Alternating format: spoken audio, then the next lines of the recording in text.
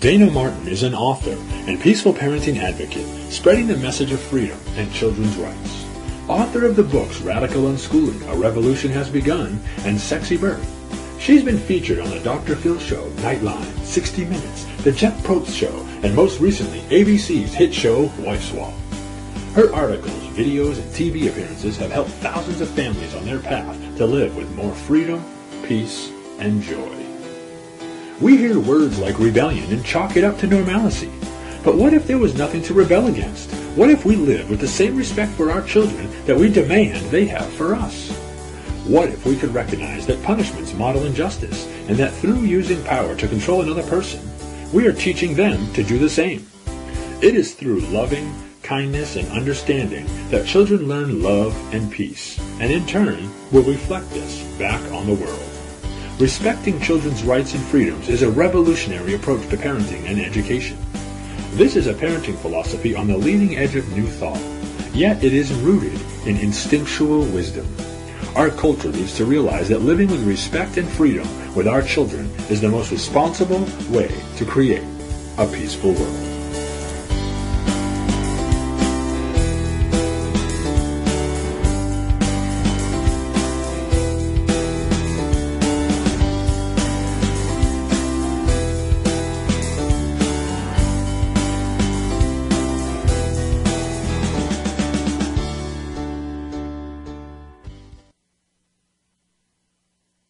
Hello, good evening, everybody. This is Dayna Martin. You're joining me with a Try This at Home. It's been a busy week since I last talked to you all. I got so much amazing feedback for the focus of our last show on punishments. I've been responding to emails and taking several coaching calls I've taken this week after people heard the show and wanted to learn some alternatives to punishments and how to bring more connection and love into the relationship with their children. It's a pretty powerful thing. I mean, I've done a lot of research before today's show because today I really want to touch on what to do instead. We were going to touch on that last week, but we got deep into more and more dangers and negative effects of punishment that we never really shifted over to what to do instead. So in my research for tonight's show, I wanted to come up with some, research to read to you guys and share with you and all the alternatives to punishment that I found. All except for one resource, actually. It was all focused on behavior modification. You know, even in the gentle discipline resources and realms, it's still focused on controlling behavior. And this is so different in the approach that we're trying to do. You know, the authoritarian parenting paradigm focuses on the parent's needs solely and really focuses on children's behavior. I mean, I've said it before on the show that when you look at all the resources out there, all the television shows, even people that are against spanking, they're still manipulating and controlling their children to meet their needs. And rarely are the children's needs ever talked about or taken into consideration. So that's really what I want to do with tonight's show, is share with you that children are people too. I mean, I know you guys have all heard that a million times probably, but I mean it. I mean, children are human beings and you don't need to treat them any different than you would anybody that you care about. And I also came across the idea, and I'm sure most of you have lived this, is we tend to label kids as either good or bad. We say they're being good or being bad. And that's really damaging because people internalize that. Children internalize that and it tends to stay with them. So I'd like to help parents shift from labeling children to dropping all labels. When your child's in the system, sometimes labeling is really important because they need to categorize kids. They need to learn how to educate mass numbers of kids. It's never for the benefit of the individual student. It's for the ease of the institution. And labeling is just a helpful thing so they can drug the kids that aren't complying or aren't being obedient. That is the overtone of most schools. I encourage you to call in to tonight's show. I'd love to hear your thoughts on this. The call-in number is 1-717-8296. It reminds me, my husband was labeled dyslexic when he was in school, and he was put in the resource room or whatever they call it for children with special needs to have reading instruction. And he's told me, and it still affects him today, how many people would walk by how many students and make fun of him. And it was such a hard thing to be labeled as dyslexic. I was doing some reading by author Naomi Eldort. She has some great insight on what dyslexia really is. And in her belief and her research and her perspective, that dyslexia, when a child sees letters and numbers kind of jumbled up and mixed up, which generally, culturally, we label dyslexic, what Naomi shares is that is all part of the process of learning to read. Some people are in that state of seeing, you first see all the letters together in a group kind of mixed up, and then slowly as you grow emotionally, they tend to make more sense. You're almost decoding this message. But when you see all of us saw letters like that at one time or another at different ages, during our process, but a lot of us moved through it really quick, where some kids stay in that process of seeing everything kind of mixed up and jumbled longer. And if, it happens to be at a time where they're quizzed or questioned, the label is really slapped right on. And then you get a child totally stuck in this space because fear and embarrassment and feeling bad about yourself is not conducive to learning. So kids are really stuck in this place of this handicap when it truly isn't. If you would respect the child and their own process of learning to read. I understand that schools can't do that, though. That's the whole thing, is that I don't believe schools are, teachers are inherently evil, that they're trying to keep kids, in this mindset. But, schools don't have the resources to individually educate each child. So they have to have everybody reading by third grade, because after that, all the material that they're teaching is in the written word, and they don't have the resources to be able to wait for the children that aren't ready or aren't caught up. And that's one thing I love about unschooling. I love that it's a perfectly individualized education, and every child is able to get to each milestone whenever they're ready to. There's no rushing. There's no labeling.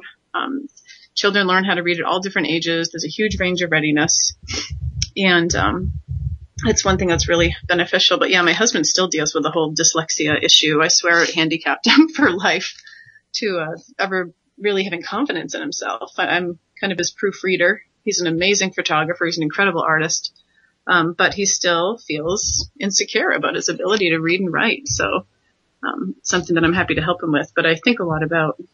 So in my research, finding gentle discipline resources. They're still about controlling behavior, and you hear about timeouts and rewards and punishments, and all the focus is on controlling children. And when I'm reading the message boards on these websites, the parents are so frustrated, but they're really focused on their own needs, that the children aren't listening to them.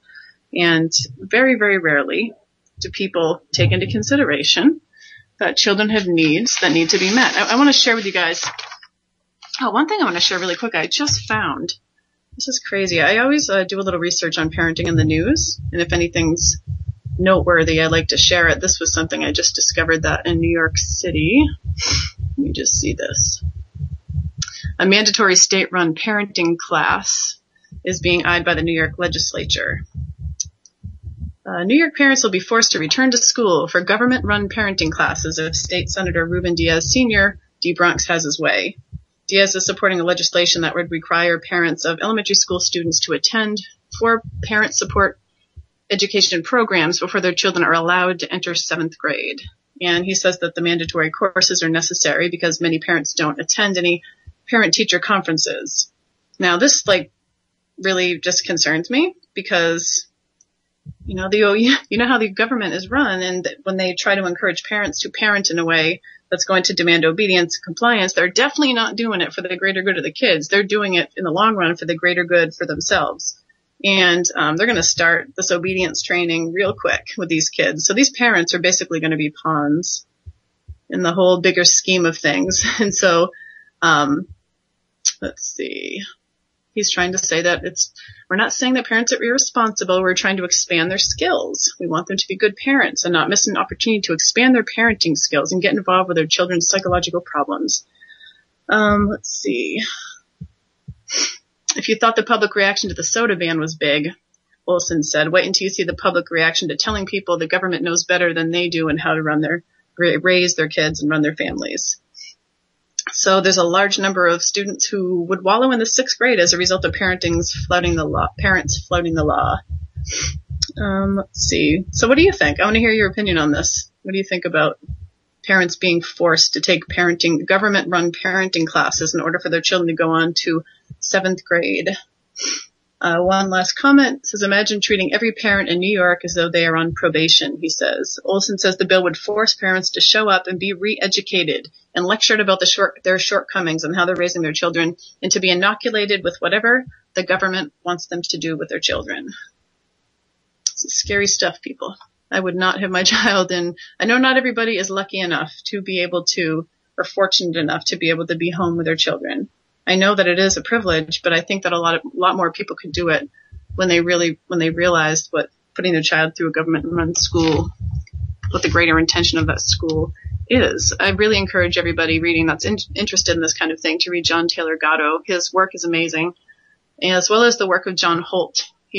They were both teachers, and they're both very influential, incredible people that have inspired me in my own work. John Taylor Gatto, he recommends my book. He actually endorsed it on the back. I was very grateful when he wrote an endorsement for my book, Radical Unschooling, A Revolution Has Begun. But I really love that he really reaches dads. I have a lot of moms that understand the perspective of this life, but a lot of fathers really want to learn more. And I think dads are really, really open-minded to hear what the greater intention of school is. So John Taylor Gatto, in his really awesome book, Dumbing Us Down, talks about the history of public schools. It was really helpful for me to learn the history of how birth moved from home to the hospital, for example, for me to really learn the whole history of birth, to be able to make an informed, educated decision as to where the best place was for me to birth my children. So I really believe the same thing.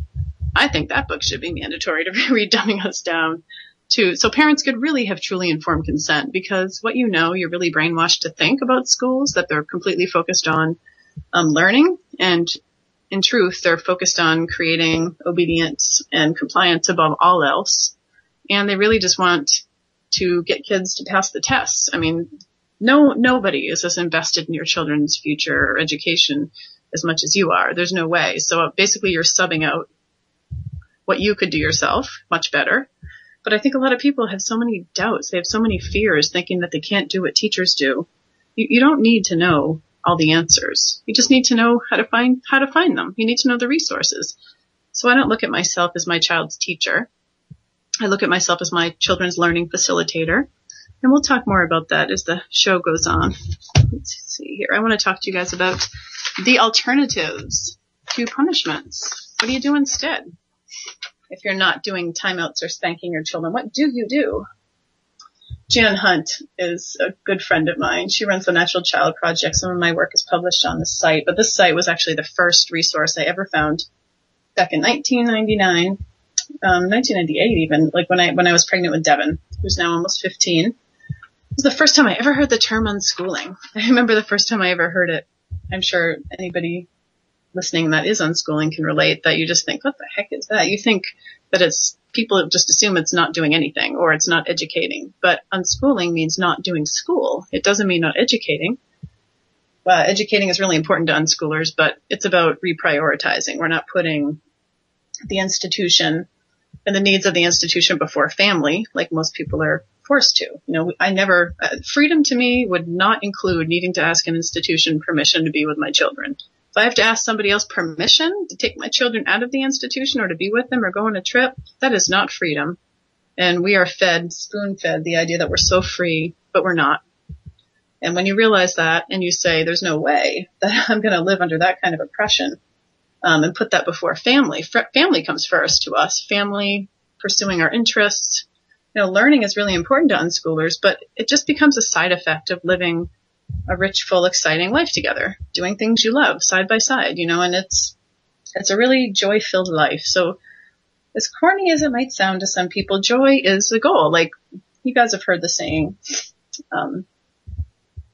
what is it? Success is not the key to happiness. Happiness is the key to success. So when you kind of flip things around from our cultural beliefs and what most people do, and you take happiness into your own hands, there's no way you can't be successful if you're not happy and making money and doing things that you love doing.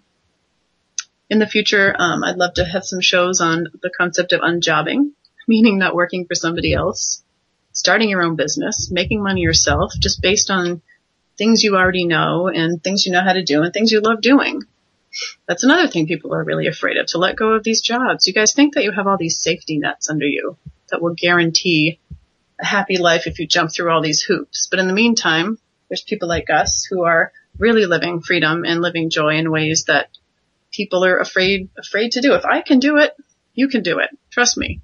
I did not sought out before having kids, living the life that we are. I just took one step after another, and it led me here. And if you need support, I'm here for you. And I run parenting coaching. I have articles. I can point you in the direction of tons of resources that will give you that support and information. So stay tuned. Ask me questions. If this is really something that draws you, keep going. Keep researching it. Okay, so Jan Hunt writes, many parents recognize the harmful effects of physical and verbal punishment.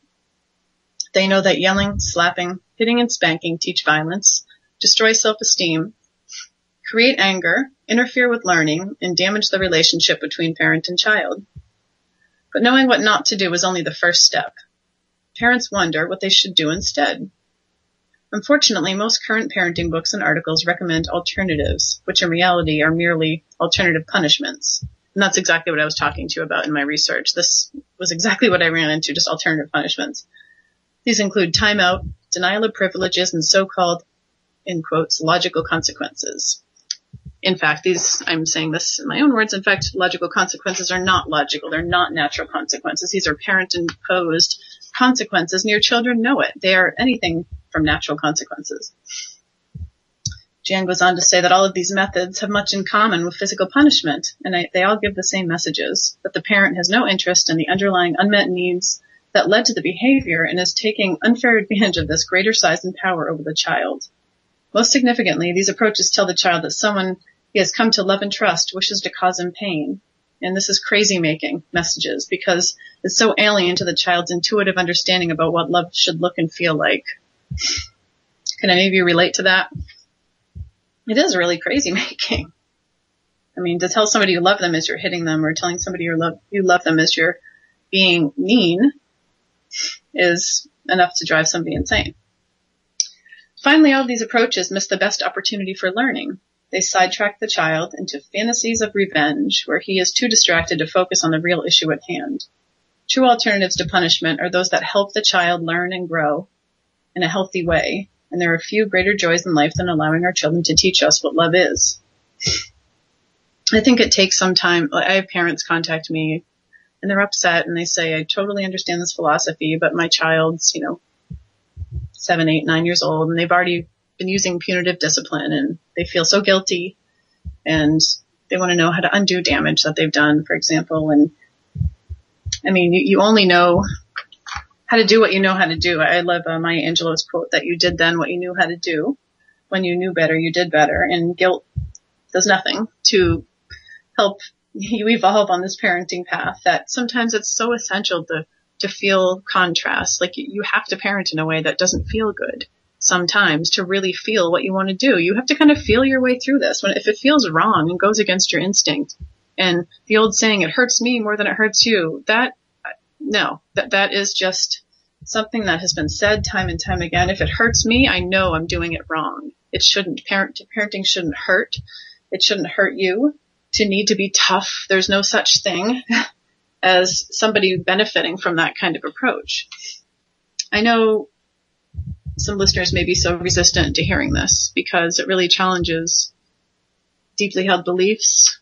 It challenges people that say I'm fine. It really benefited me. I really don't mind. I love my parents. I'm not saying to hold anger in your heart or to feel victimized, but to acknowledge the injustice that you know that you lived is so helpful. And you can't stop this kind of evolution of understanding. It's the same exact thing as when wives were beaten by their husbands, and that was completely supported. They were told that wives needed to obey, and that was the goal. The same thing is happening with children. As I say time and time again, we are on an evolutionary growth of understanding. So, it's okay. I love how my mother kind of approaches it, because there are some parents who really are resistant. They want to really uphold what they did, and they think that anybody doing anything different is wrong and that their way was the best way. And I love that my mother says, hey, if I knew these alternatives when I was raising you, I would have looked into them for sure. But back then you just didn't know. You just did what was done to you. We didn't have the resources that you have, like the internet. There was no support.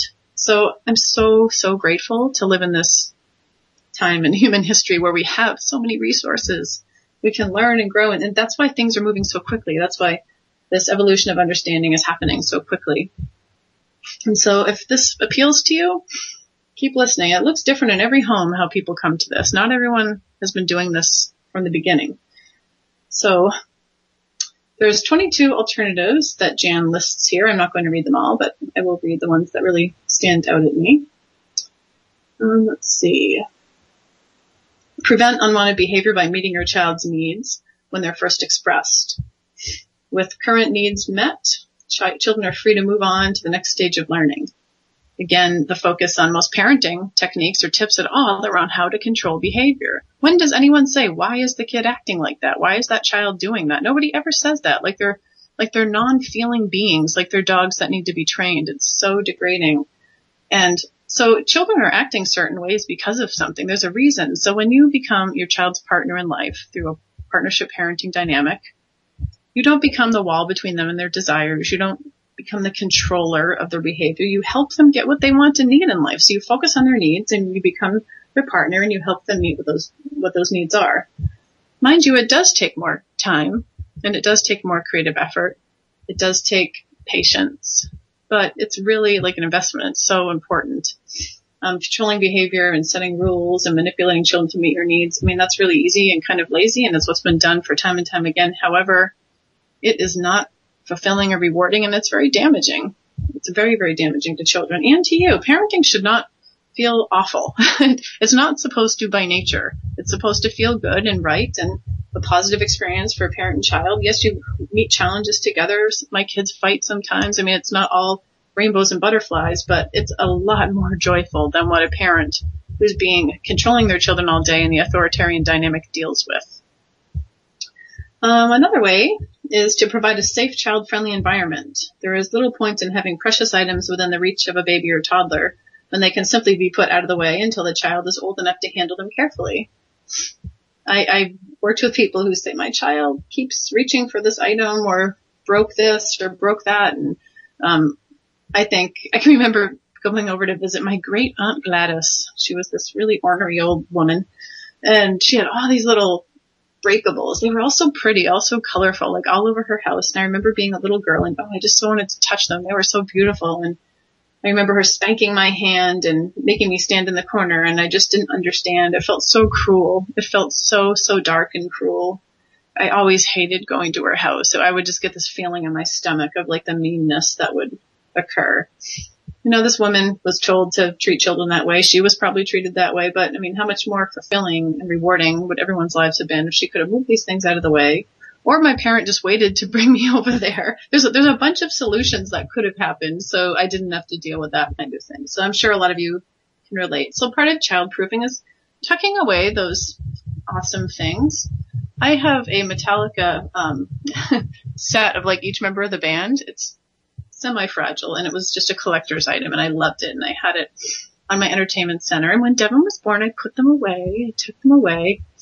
I have them still, and they may be making a re-entrance soon. But my point is, if you love something and you don't want it to get broken, kids don't mean to break your things. They're not doing it to be evil or disobedient or whatever you think. They're just little kids.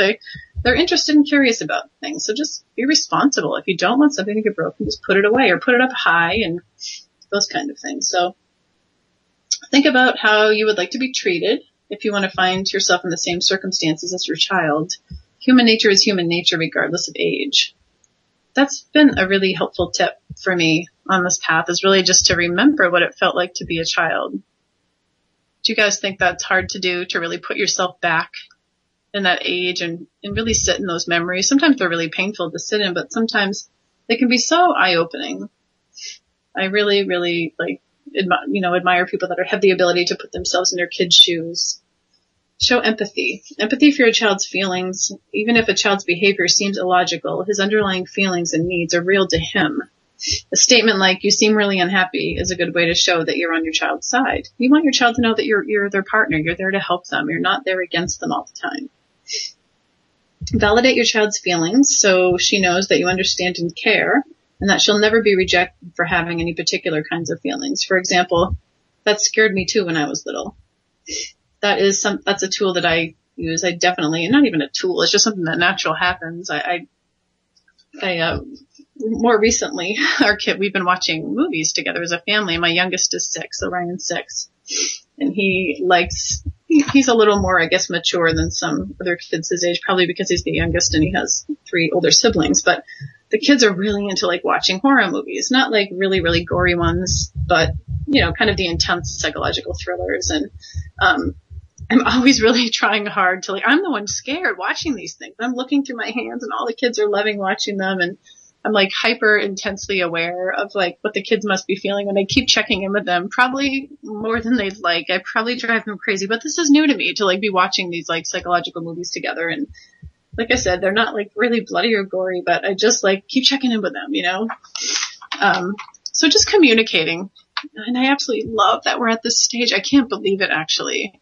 I swear it seems like yesterday I was nursing one child. I was pregnant with the other. The other ones are strapped on my body. I was wearing a baby, nursing a baby, pregnant with a baby I was either pregnant or breastfeeding for 13 years straight. Isn't that insane? Incredible. I never thought, I just never really thought about being out of that stage, but I have no kids in diapers and we have no car seats. We are in a new stage. When we travel now, because we've been a family that's traveled since I was pregnant with Orion, since Ivy was like a year and a half, we've been traveling all over. And we recently, the last place we traveled was, where did we go? Puerto Rico. And everyone was carrying their own suitcase. I didn't have anyone strapped to me. It was amazing. So that was really a freeing thing. I love every single stage. I loved the babyhood stage though. I loved nursing. I was a breastfeeding counselor, a La Leche League leader for several years. I'm a childbirth teacher and doula. So I'm a total birth junkie and I love nurturing babies and toddlers. If Joe didn't get a vasectomy, I'd probably have 3 more by now, but 4 was enough for him. So it was a compromise, but I think I would have probably Michelle Duggared it. I would have just kept going. I would have just cranking them out. I'd have babies on every breast and strapped to my back and I loved it. But I do have to say that having my body in this way where I'm not nurturing somebody physically, except for my husband, it feels really good. Okay, back to our list here. Let's see. Meeting the underlying needs that led to your child's behavior. If we punish the outward behavior, the unmet need is still there and it keeps continuing to surface in other ways until it's finally met. Questions such as, are you angry because I've been on the phone so much today? Or would you like to go for a walk together? Can help a child feel loved and understood. Whenever possible, find a win-win solution that meets everyone's needs. This is so helpful if you can focus on it. So think about the patience, though, and clarity and creative energy that takes. It's easy to just have your needs met and to force somebody else to meet them. How easy is that? Yeah, it's miserable, but it's easy. It's harder to find out how to meet everybody's needs. Sometimes we need to go to town, or I need to go to town, and not everybody needs to go. Some of the kids are old enough to watch the younger kids, but when they were a little bit younger, like Orion, for example, might not want to go. And I know that he loved trucks for a lot of years, and he loved this construction site down the street from our house. So I would make sure that there was something in it for him. We were going out to get some things we needed, but other people's needs mattered. And so we'd find a way to meet everyone's needs. Ivy might want to go to the library. Devin really loved to go get art supplies at this art store, and Orion really loved trucks. So I'd say, all right, we have a bunch of errands, but we'll make sure we do stuff for everybody that wants to. So, I would tell Orion, I wouldn't have to lure him in or manipulate him in. I'd just say, while we're out, I'm happy to take you to go see the trucks, and he'd be more apt to go. And it just was the fair way to do it. Joe always hated. Before we had kids, I used to think my husband would love to go clothes shopping with me, but oh my gosh, he was miserable. He would just stand there and he was bored. And I remember being dragged to the baseball card shop with him and standing there oh my God, this is the most boring thing a human could do, is stand and look through comic books and baseball cards. So I pulled that feeling into my life with my children, realizing that when I go grocery shopping, how boring is that? So I try to make it creative and ask them if they each want part of the list and really involve them in the shopping. And you got to keep everybody busy and happy and content. And yeah, you can drag everyone through all these places, but it's not very kind and it's pretty miserable for the kids. And when you're kind and understanding, you model that for your kids. Your kids learn to be too. Let's see. Nonviolent communication is a great resource. If you do a Google search for that, it's kind of a great resource for people first stepping into a life of more partnership paradigm. I've had a couple people speak about that at conferences. It's really interesting. Okay, another thing to do instead of punishment is reassure your children that they are loved and appreciated. So-called bad behavior is often the child's attempt to express his need for love and attention in the best way that he can manage at the moment. If he could express this need in a more mature way, he would. I always think it's so crazy when I hear people say, he was just trying to get attention. He was just trying to get attention. Well, what human doesn't want attention? We need attention. These poor children that are starving for their parents' attention, we need attention or we die. I mean, if you don't get focus and attention, you suffer greatly. And so when you hear that in like a derogatory, like negative way, like, oh, he's only doing it for attention. That's like saying he's only doing it to be fed. You know, attention is love. Children need love as much as they need shelter and air and food. I mean, love is an essential part of that. And attention is love. So, and next time you hear somebody say that, say, well, of course, you know, stand up for children's rights. Speak your mind. Shift the focus away from a situation that's become too stressful to resolve at that moment. Like, you could say something like, let's take a break. What do you want to do instead? When I had toddlers and babies in the grocery store, there was several times that I left a half full cart and just went to the car. I just knew that they were just overstimulated. They were tired or hungry. Their needs were really empty. I think that's something that you kind of learn though as a parent. You learn to make sure everybody's cups are full before their, emotional cups and physical. Make sure everybody's fed and content. I would bring the kids to the playground before hitting the grocery store. Just so they could run around and they wouldn't feel so stifled at the store. So make sure everybody's cups are really full and yours. Make sure you're rested and fed. I think one of the worst things we could do is be martyrs on this path, especially when you're in a dynamic of peaceful parenting, partnership parenting, because meeting everybody's needs and learning ways to find win-win situations, you have to be at your best. You need to be well rested and fed.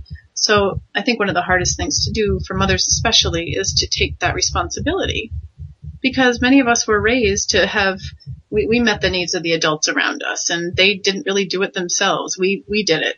And, so when we become parents, we think that's what's going to happen to us. But truthfully, you really need to take the responsibility to make sure you're well fed and well rested, or you can't be the best parent that you could be for your child. It's just like that analogy on the airplane. When the oxygen mask comes down, you have to take that oxygen first before helping somebody else. So think of that and really make sure you're well fed, well rested, because I know if I'm tired or hungry, I am grumpy, and it's so hard to come from like a conscious place and react and respond to people with love when I'm feeling bitchy. Like it's just challenging. So my kids, even as young as 3 or 4, would say, Mom, I think you need to eat. I think you need to eat something. You're feeling kind of grumpy. So, and my kids would know that, because if I was like really grumpy, I would say to them after the fact, I'm really sorry I treated you that way. I shouldn't, I was just really hungry, and I get grumpy when I'm hungry. And I have that same understanding with my children. We might have that understanding of ourselves, but we live in a culture that doesn't even give kids that kind of leeway. I have 40 years experience on my children. My kids have, 9 years experience, 14 years experience, much, much less experience. And we have such incredibly, the expectations we have for children are not even expectations that we have on ourselves.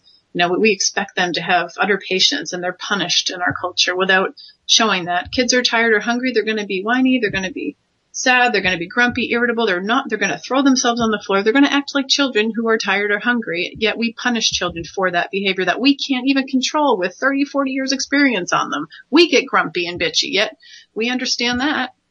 People just need to extend this same understanding to children, and then some. Life becomes so much easier.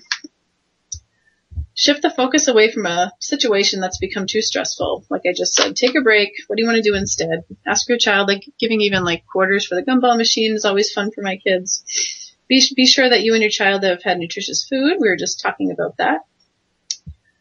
Give your child time. A statement like, let me know when you're ready to share the toy, climb into the car seat, put on your jacket, will give a child a sense of autonomy and make it easier for him to cooperate.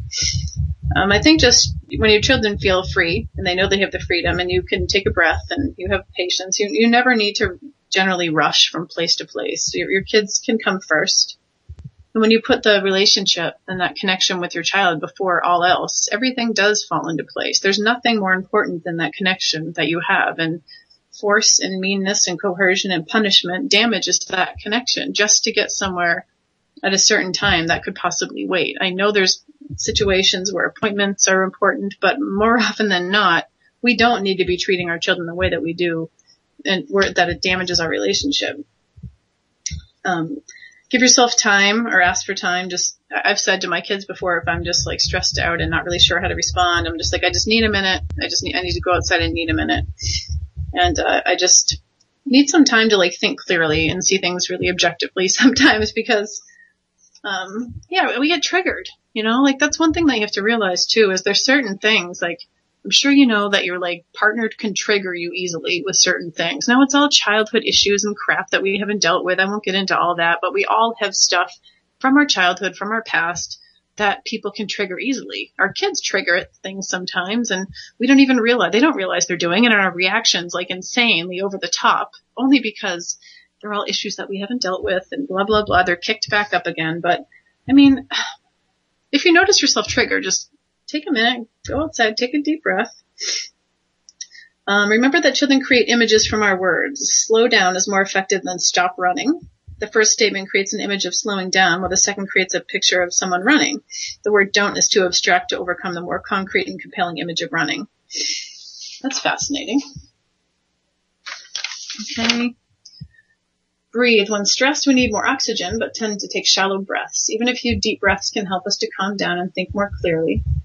I love Tony Robbins. I don't know if you know who he is. He's like an awesome inspirational speaker, motivator. He's like one of my favorite people to listen to in the car when I'm driving long distances. But he talks about just in general, we don't breathe correctly, that really slow, deep abdominal breaths. Like if you did that right now, if you just all take a really deep breath, I swear you feel your body tingle with oxygen because you're putting the proper oxygen in your body that you need.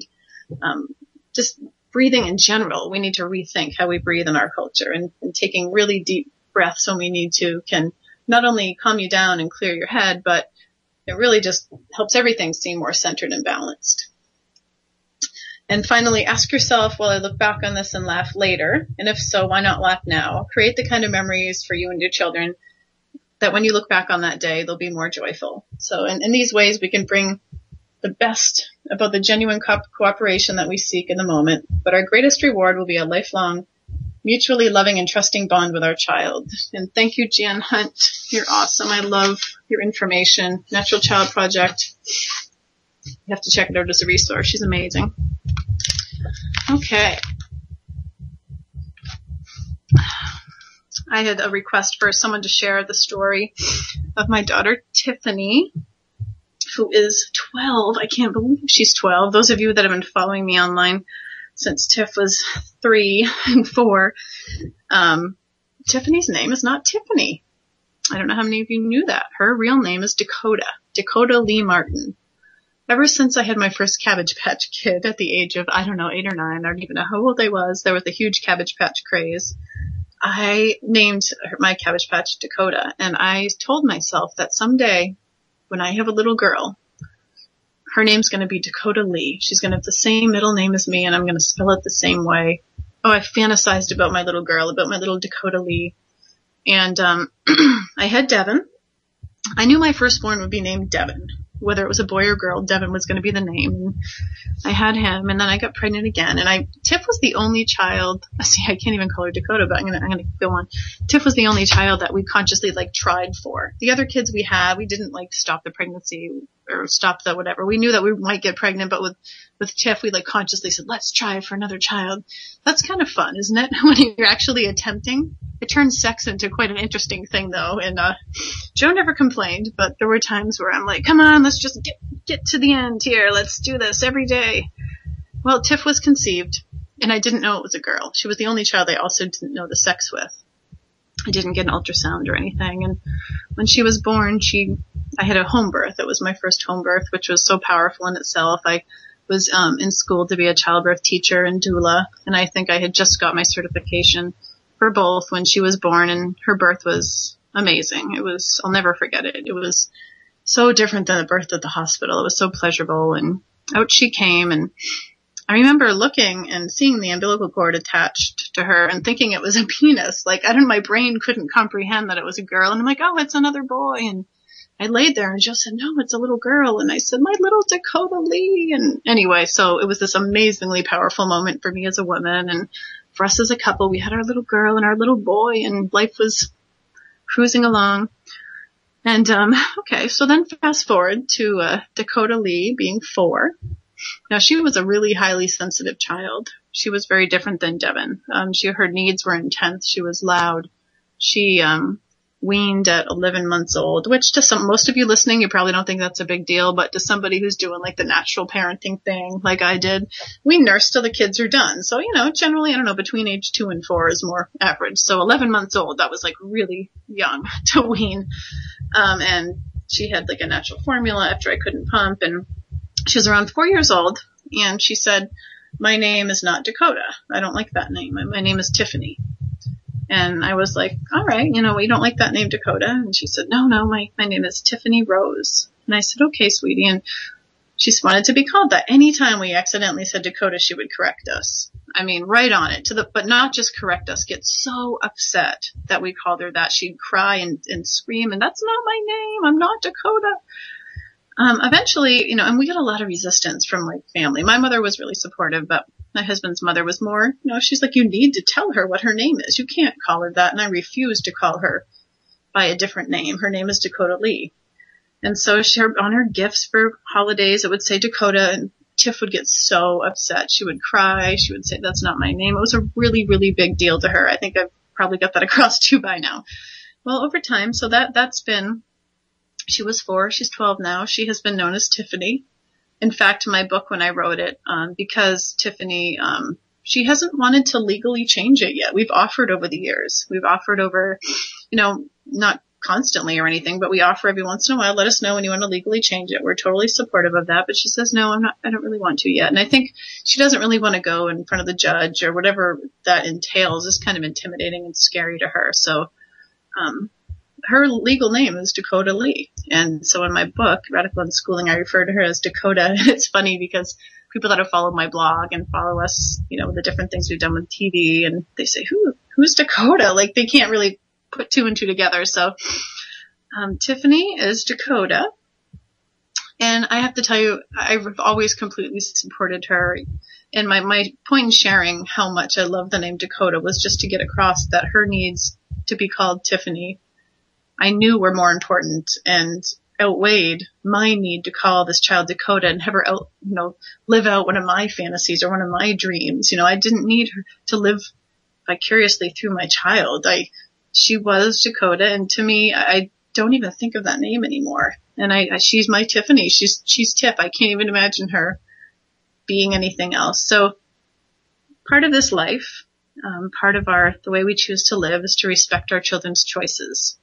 That's just one example of how important it is for us to respect what our children desire and to facilitate that, even when something we really envisioned for our kids isn't how it turns out. We see things on TV and people in our culture kind of make fun of that mothers that vicariously live through their daughters with these like pageants and things like that. And that's kind of sad if a child doesn't want to be doing those things and that those mothers' needs weren't met.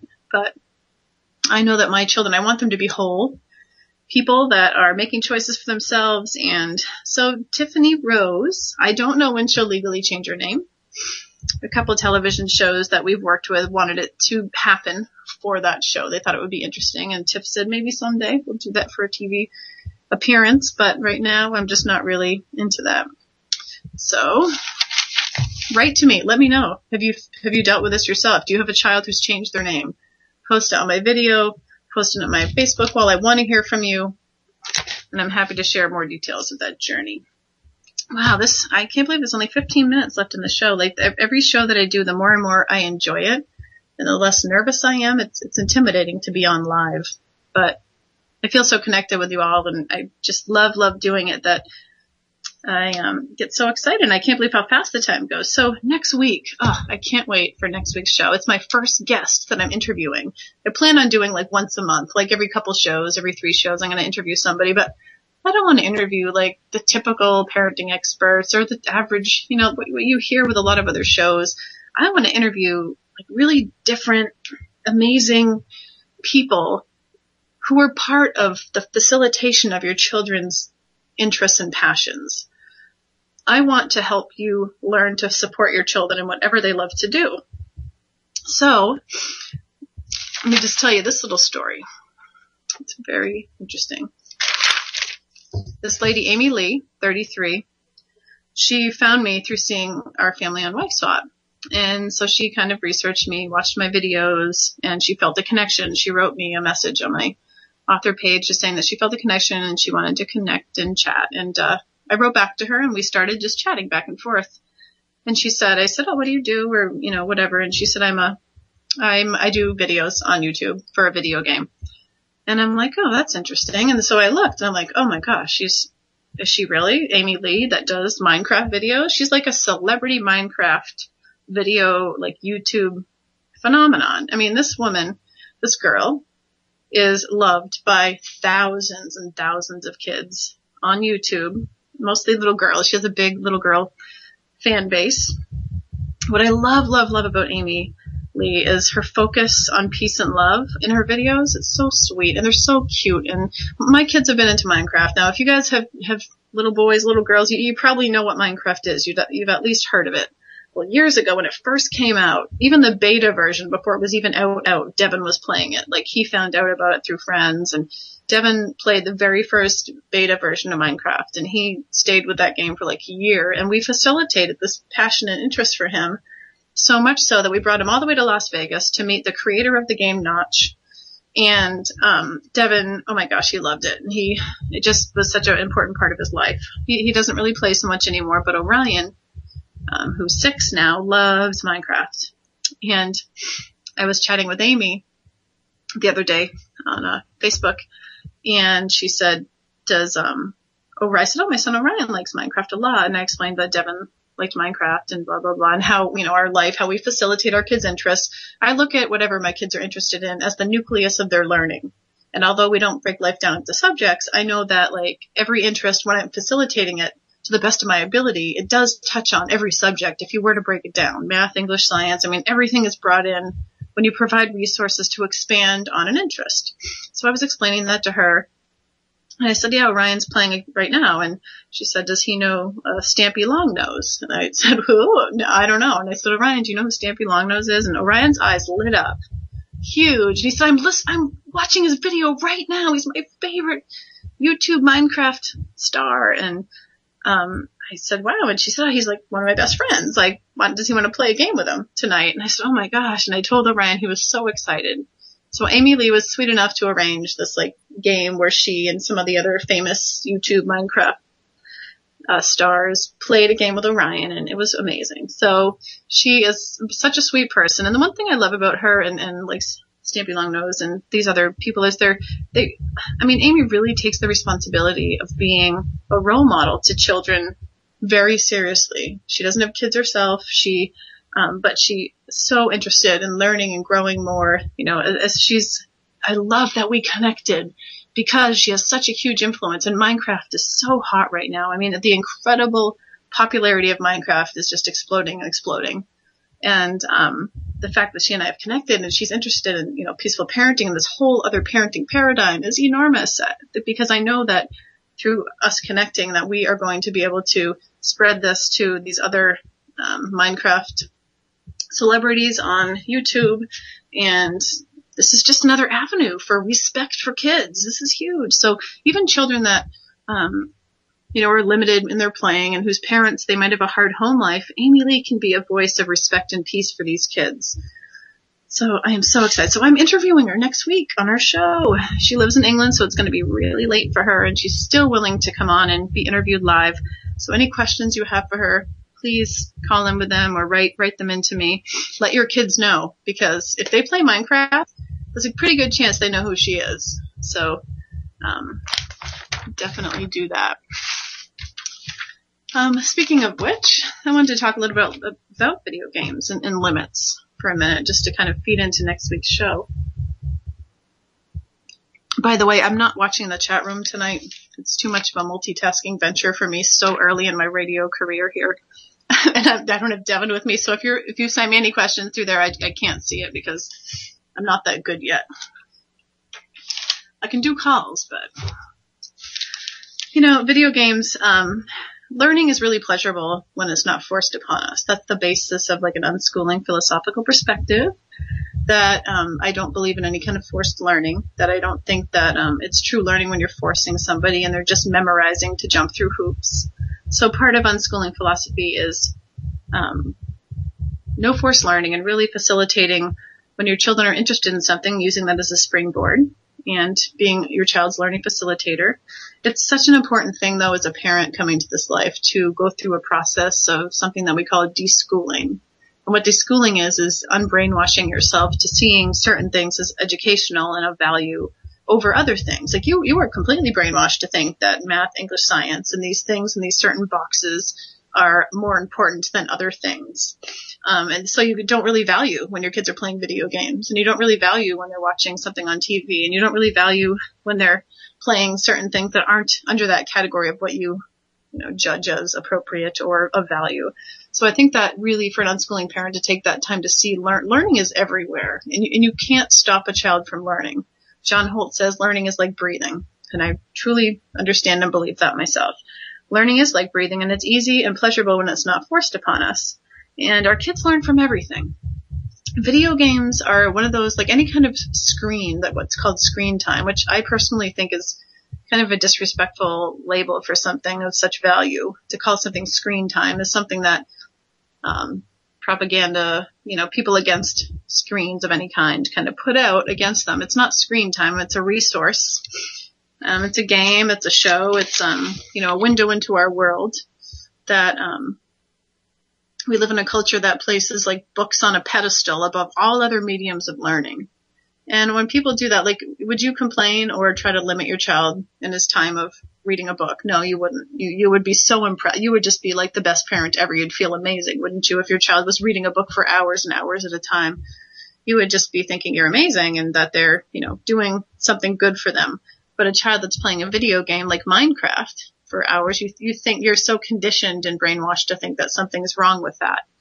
Reason being is because for so many years, especially those parents that come to unschooling through like a naturally minded filter, like Waldorf education, for example. Mind you, I know that everything has its value, and there's certain aspects I love about Waldorf education. But just an example, they have extreme propaganda against media of any kind. And so we read this when our kids are really little. We're reading all this propaganda against, and not only that, but we have so many decades of aggression happening, and even more recently, like the Columbine shootings and the tragedies in schools, like even like with the Sandy Hook Elementary School, the gunman played first shooter games, and they directly connect, government to that being bad, video games being bad. So we think that we need to limit it. We think that kids learn violence through video games and media, when in fact those of us living this life are here to tell you that it's completely false, that kids learn violence by how they're parented. Kids learn violence by how they're treated. And even if you don't spank, it's a violent parenting perspective to use control over another human being and to punish and be cruel to them and take things away to the child where the child has no rights and no freedoms. That is cruel, and it's considered violent in the eyes of those parenting for a more peaceful dynamic. Now that might trigger you. I know you might need to sit with that for a little while to let that marinate. And if you're mad at me because I said that, that's okay. You can feel whatever you need to feel on this journey, because you know what? People that are living this life, we trigger things in people. When we're living something another way and we're making it work, it really makes people realize that they can't say anymore that this is the only, they have to be parenting this way, because we're giving you a choice. We're sharing a choice. And our children, for example, Devin he used to play video games for like a year. He played all the time. He played Minecraft several hours a day, and I facilitated it. I would bring him up food. I would sit with him. I would ask him about his game. I merged with him in this world. I did not become the object between him and his desires. I trusted him. And when you don't control or limit screen time, your kids find their own balance in a way that is really healthy for them as an individual. When you try to control or limit something, any kind of control that you have over a child or any human really with something, an object that they love, it really warps the relationship of them with that thing. So when you're trying to control screen time and you say you have 1 hour, for example, your child develops a really unnatural relationship with it, and that's all they do is they want that. But they're not really wanting that. It's not a natural relationship. They want freedom and they want autonomy, and that inner drive will compel them to use something much more than they naturally would if they had freedom. The same is true for anything you're limiting. Foods, candy, you name it. We'll get into that as these shows go on more and more. But control and limiting, for one, limits learning, and control and limiting causes a very warped relationship, an unbalanced relationship that some parents come to this life and they say, oh, well, I let go of limits and my child, did nothing for days but play video games and eat candy. And I'm here to say that it takes a while for your child to build that trust. It takes a long time, weeks, if not months, for a child really to build that trust back up with you, that you're not going to take this thing away from them or limit it. When you have a partnership paradigm in a closely connected relationship, but prior to that you were living in an authoritarian way, you need to heal that. That's like damage in a relationship. It's not your fault. You did what you knew how to do. It's the way you were raised, that you were doing it with the best of intentions.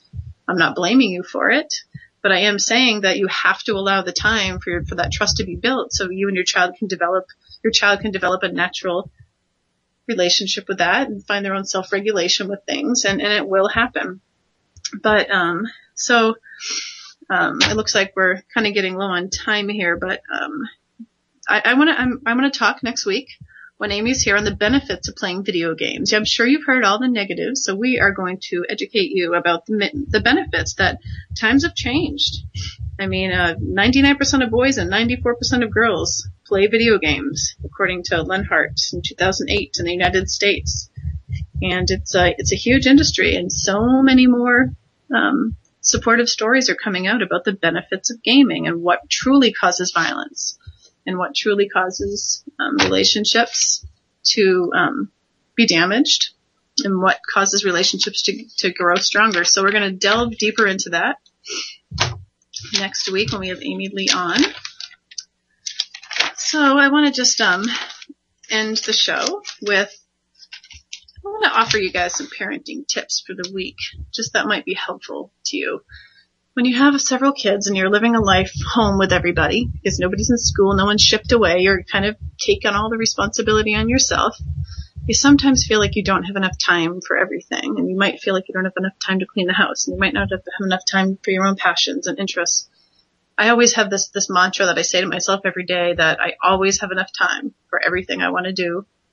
And when you tell yourself that, you're kind of reprogramming your mind from the unconscious or conscious stories you tell yourself regularly. And that's like, I never have enough time for anything. Everything is just, I'm cut short. I don't have enough time to do everything I want to do. Like, reprogram your mind. Start being more optimistic. This lifestyle takes optimism. Pessimism is authoritarian. It's old school. It's not the evolved approach to being able to balance everything. You are the guiding energy in your family. You have to center yourself, and you have to model calmness and positivity and optimism as much as you can. And when you clean your house, if you can clean with gratitude instead of throwing things around and getting upset and angry, when you can clean with gratitude and love, your kids will want to help you more. So those are 2 parenting tips. Thank you so much for tuning in. Subscribe to me on Facebook for more inspiration. Post comments on the videos. Send me your questions, and I hope you guys have an awesome week. I'll see you next